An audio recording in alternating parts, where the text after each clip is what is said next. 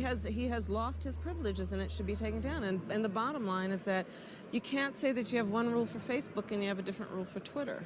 The same rule has to apply, which is that there has to be a responsibility that is placed on these social media sites to understand their power. They are directly speaking to millions and millions of people without any level of oversight or regulation. And that has to stop. If that video right there does not terrify you, then I don't know what will. Because we are getting very, very close to living in a dystopian future, if we aren't already there right now.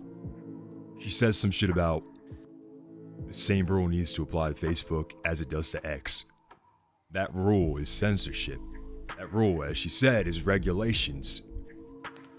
You're directly violating people's amendments by saying we need to regulate your free speech. Look, regardless of whether or not you like Elon Musk, or if you feel he's controlled opposition, the fact of the matter is that X as a platform is free speech. And we don't have many of those platforms left, unfortunately. And these people want to take that away from you.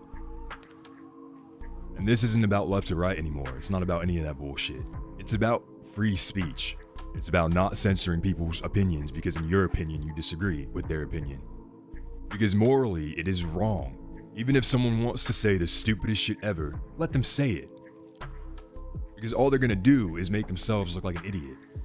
The problem is, these people, like Kamala Harris, don't have good intentions for the world. They want absolute power, they want absolute control, and anybody who challenges that power or control needs to be silenced. Just like most of these platforms do to people who have an opinion that goes against the mainstream agenda. And like I said, this goes beyond left or right. This is beyond politics. This is about freedom. And there's unfortunately so many people in the world who don't understand this because they go based off of emotion and don't do their own research and pay attention. Because most people are too busy watching fucking football or playing video games. And I want to make this very clear. I myself also enjoy playing video games. I myself also enjoy watching sports. But in a time like this, when we have a corrupt government coming to take away your freedoms, you have to start paying attention. Because if not, stuff like this is going to fly under the rug. And very, very quickly you will see just how fast that dystopian future will come. It's fucked up because it will only get worse and worse from here.